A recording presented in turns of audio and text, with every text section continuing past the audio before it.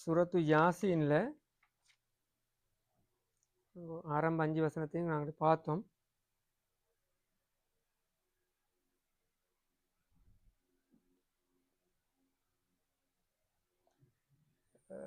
யாசீன் வல் குர்ஆனில் ஹக்கீம் இன்னக லமினல் முர்சலீன் அலா சிராத்தின் முஸ்தகீம் தன்சீலல் அசீசிர் ரஹீம். இந்த 5 வசனம் தான் நாங்கள் ஆரம்பத்தில் பார்த்தது. அதில் ஃபர்ஸ்ட் 2-3 வசனங்களை நாங்கள் டீட்டெயில்ஸாக பார்த்தோம். ஹுரூஃபுல் முகத்தாத், அடுத்தது வல் குர்ஆனில் இந்த ஹக்கீம், ஹக்கீம் இடத்துல விளக்கம் என்ன, அல் குர்ஆன் ஒரு ஒரு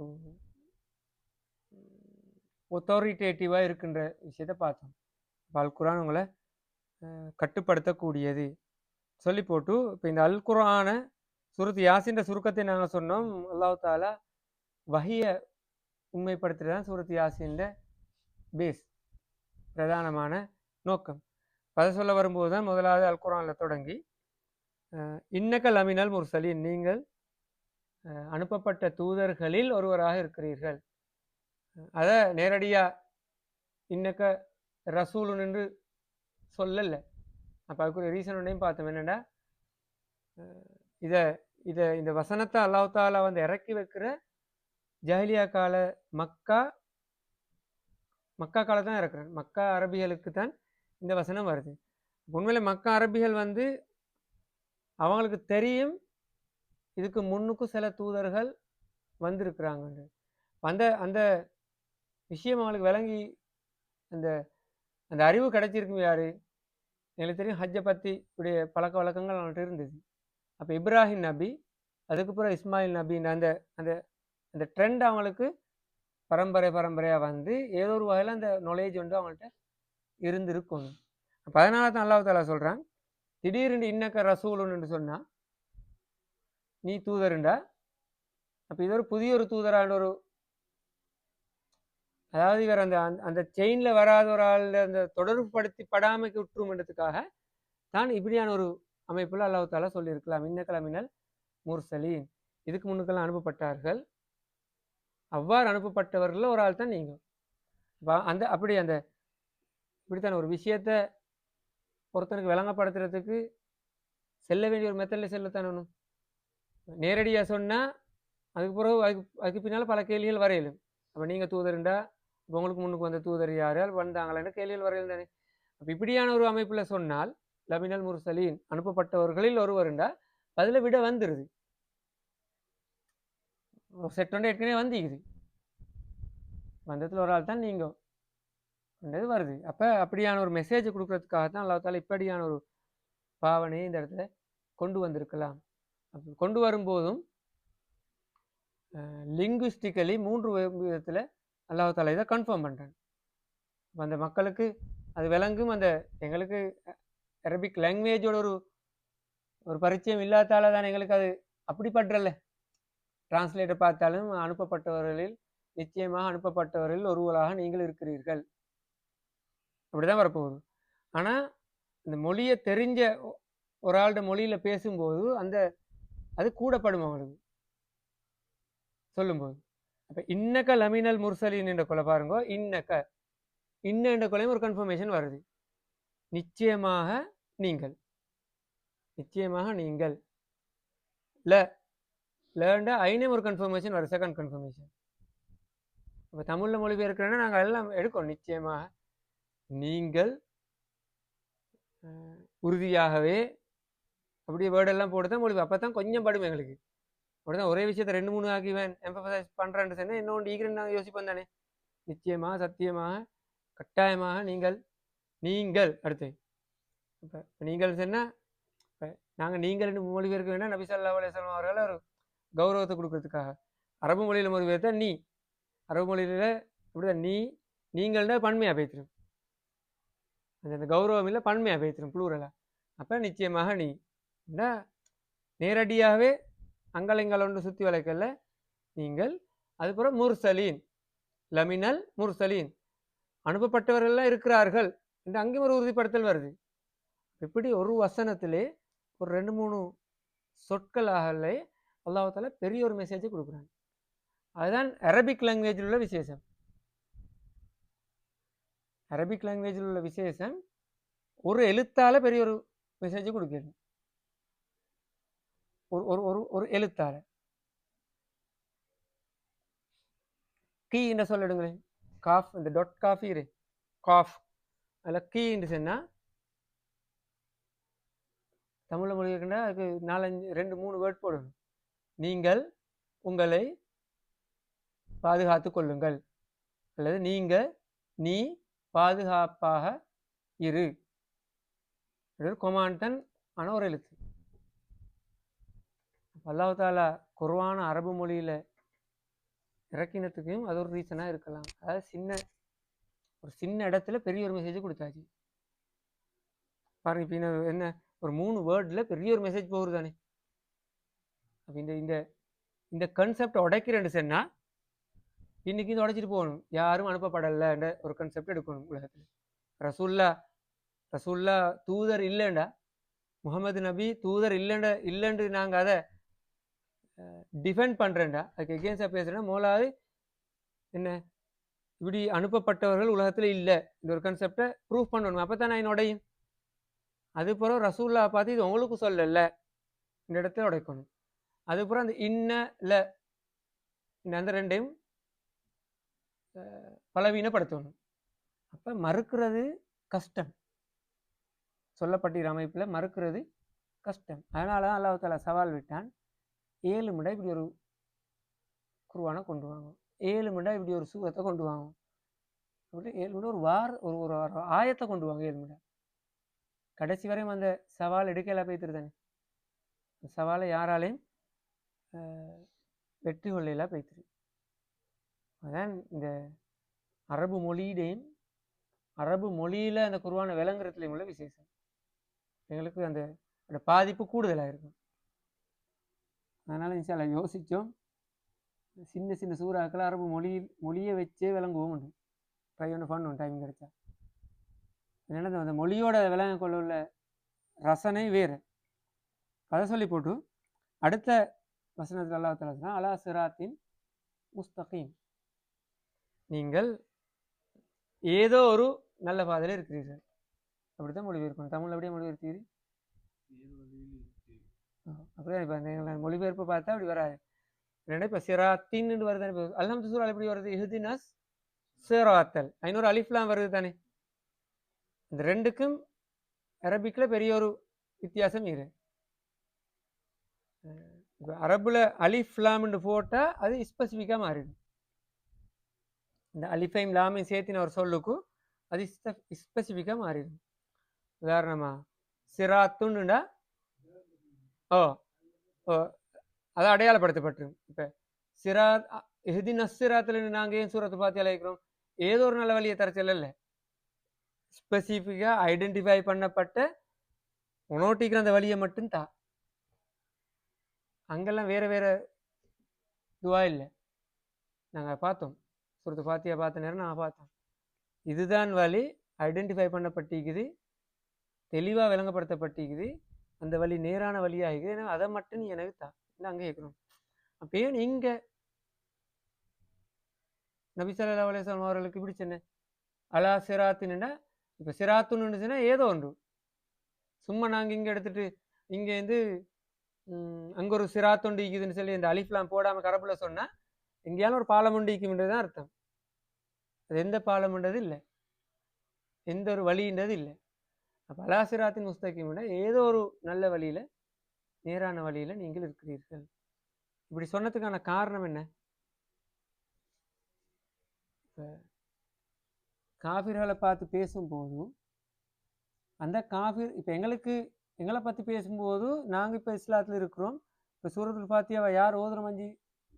5 நேர தொழுகையில் இஸ்லாத்தை ஏற்றுவரால் தானே. அப்போ எங்களுக்கு இந்த சிராத்துன்றது தெரியும். அப்போ எங்களுக்கு தெரிஞ்ச சிராத் தான் அல்லாஹ் தஆலா சொல்லணும். அல்லாவும் ரசூலும் காட்டின வழி தான் அந்த சிராத். எங்களுக்கு தெரியும் தானே, நாங்கள் அதை தான் ஏற்றுக்கொண்டிருக்கிறோம். அப்போ இங்கே அரபிகள்கிட்ட வருதோ, அது மக்கள் கால அரபிகள்கிட்ட வந்து அவங்களுக்கு வந்து இன்னும் ஸ்பெசிஃபிக்காக முதலாவது அவங்க ஏற்றுக்கொள்ளலை. ரெண்டாவது அல் குர்ஆன் முழுமையாக அவங்களுக்கு இன்னும் பூர்ணப்படுத்தப்படலை. ஆனால் நபி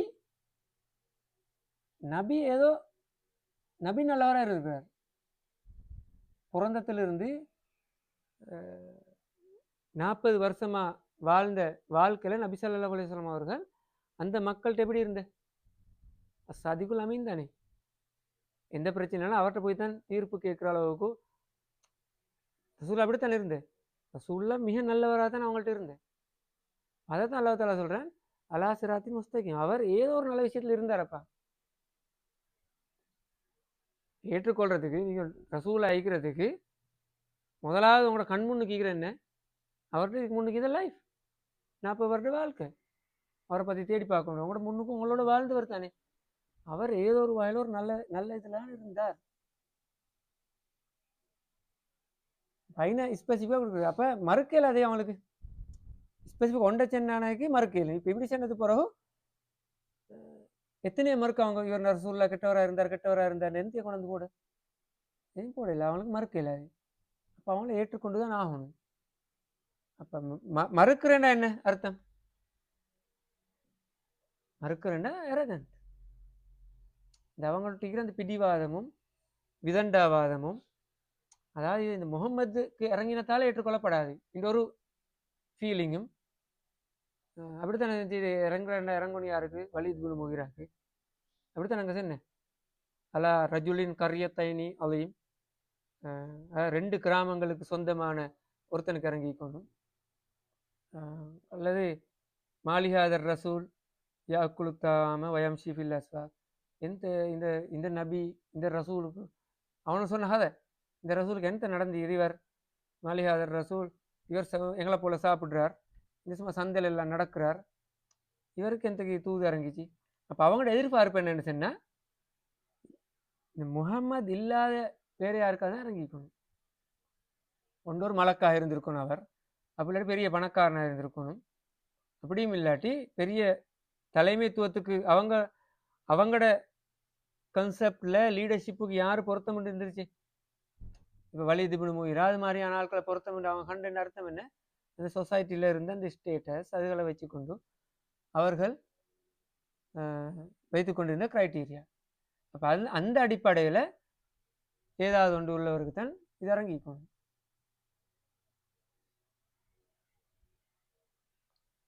அப்படி இல்லாதால இவர் நல்லவராக இருந்தாலும் கூட ஏற்றுக்கொள்ள சிம்பிளி விலையும் கொள்ள வேண்டியது அதுதானே. எனவே தான் அல்லாஹ் தஆலா சொன்னார், நீங்கள் எவ்வளோ மறுத்தாலும், இவர் என்னதான் மறுத்தாலும் அலா சிராத்தின் முஸ்தகீம். நீங்கள் எங்களை தேடி பார்த்தாலும் இவர் ஏதோ ஒரு விஷயத்தில் நல்லா இருப்பார். ஒரு விஷயத்தை சரி நீங்கள் நல்ல விஷயத்தை கண்டுகொள்வீர்கள் என்று தூது அல்லாஹ் தஆலா ஃபர்ஸ்ட் 5 வசனத்தை உறுதிப்படுத்துகிறான். 6ஆம் வசனத்துக்கு வரும்போது இதைத்தான் இப்படியான ஒரு பின்னணியில் இருக்கிறதால தான் அந்த சமூகம் நபி ஸல்லல்லாஹு அலைஹி வஸல்லம் அவர்களை நல்லவராக இருந்தும் கூட, அவர் ரசூல் என்று உறுதிப்படுத்தப்பட்டு சொல்லப்பட்டும் கூட அவங்களை ஏற்றுக்கொள்ளலான்னு எல்லாரும் ஏற்றுக்கொள்ளலை. 13 வருஷம் கிட்டத்தட்ட பிலோ 100 தானே ஏற்றுக்கொண்ட ஆட்கள். அதனால தான் அல்லாஹ் தஆலா சொல்றான் அடுத்த விஷயம், லித்துந்திர கௌமன், ரியாலிட்டியை நீங்கள் விலையும் கொள்ளணும். ரசூலாட ரியாலிட்டியை விலையும் கொள்ளணுன்றதுக்காக லித்துந்திர கௌமன், முகம்மதே நீங்கள் ஒரு சமூகத்துக்கு, இதில் உள்ள ஏதோ ஒரு சமூகத்துக்கு நீங்கள் எச்சரிப்பதற்காக தான் அனுப்பப்பட்டிருக்கீங்க, எச்சரிக்கை செய்வதற்காக அனுப்பப்பட்டிருக்கிறவங்க. அந்த சமூகம் எப்படி? மா உந்திர ஆபாஉஹும், அவங்களோட பெற்றோர்கள் மூதாதையர்கள் எச்சரிக்கப்படவில்லை. இப்போ உள்ள சமூகம், நீங்கள் அனுப்பப்பட்டிருக்கிற சமூகம் அந்த சமூகம் எப்படின்னா அவங்களோட மூதாதையர்கள் எச்சரிக்கப்படவில்லை. ஃபஹும் காஃபிலூன், அவர்கள் கஃப்லத்தில் இருந்தார்கள். அது என்ன இடத்தை பார்ப்போம், பொடுபோக்காக இருந்தார்கள்.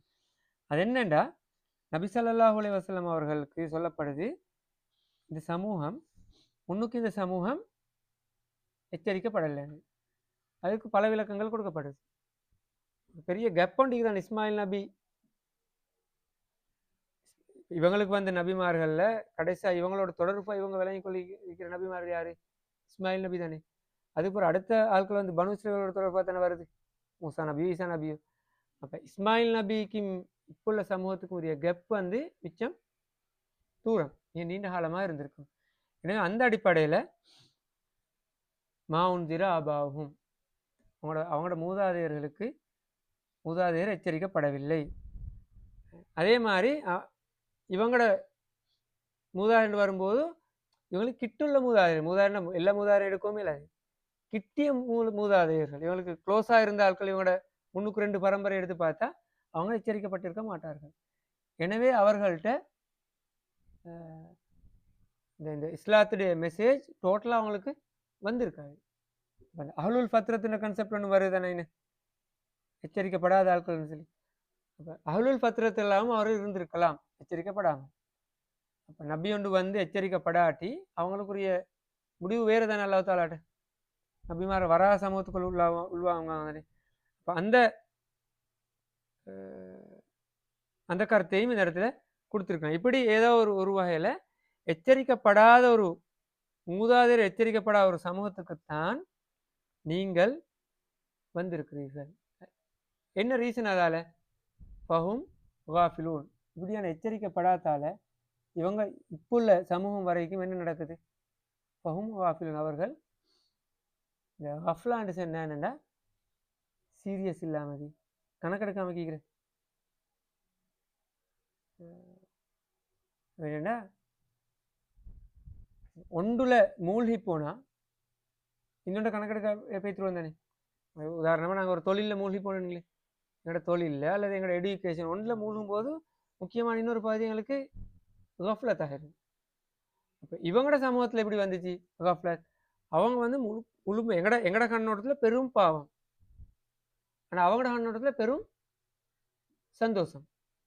அவங்களோட லைஃப் அப்படி தானே, full high luxury, full fun life.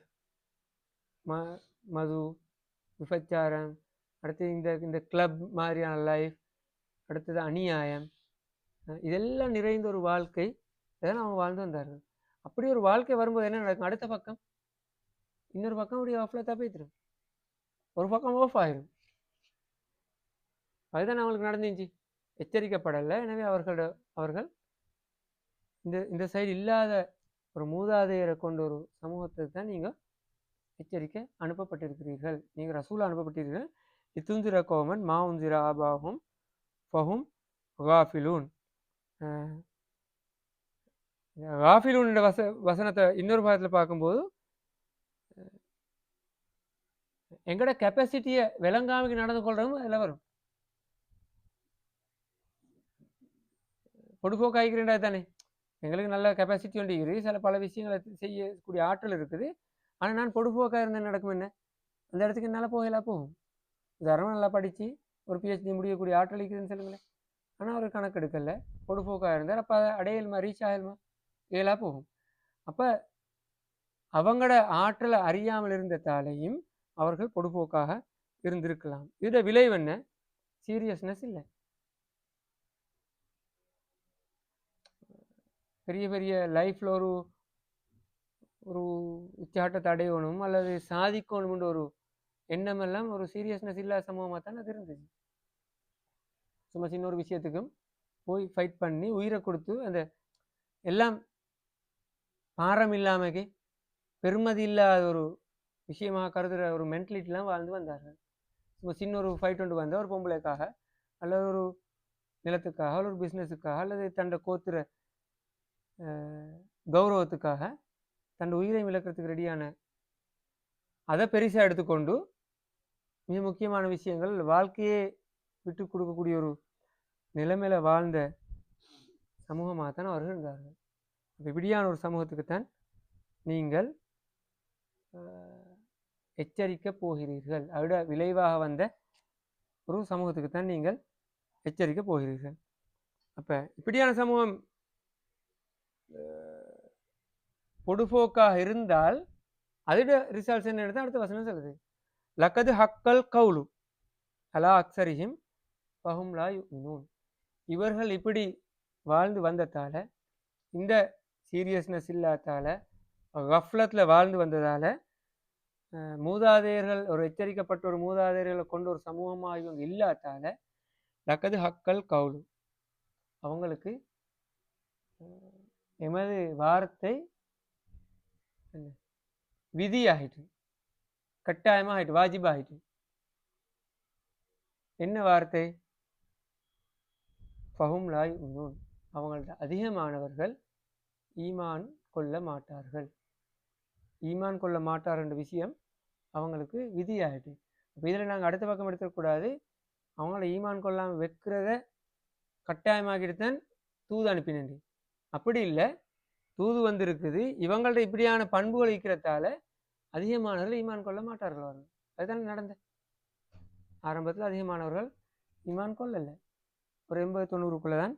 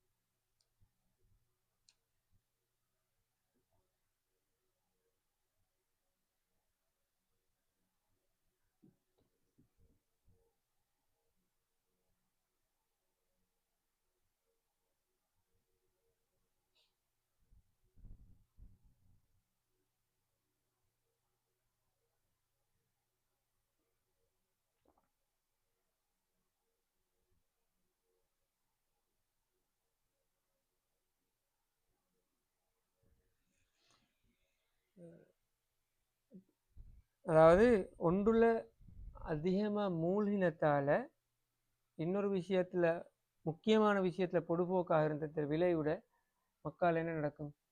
இவர்கள் பெரும்பான்மையானவர்கள் ஈமான் கொள்ள மாட்டான்ற விஷயம் இப்போக்கு அது உறுதியாகிட்டு. என்னண்டா ரசூலுல்லாஹ் இன்னொரு ஹதீஸை சொல்லுவார், ஒரு விஷயத்தில் நாங்கள் மூழ்கினேனுங்களே, ஒரு விஷயத்தில் மூழ்கினா அதுக்கு அடுத்த கட்டம் பெரிய பெரிய விளைவெல்லாம் அல்ல வரும். முதுமினு ஹம்ரின் ரசூல் ஹதீஸில் சொன்னார், ஒருத்தன் மதுவில், அதாவது மது போதைக்கு அடிமையாகினால், முதுமினு ஹம்ரின் காபிதி வசன், அவன் எப்படின்னு சொன்னால் ஒரு சிலையை வணங்குறதுன்னு சமன்.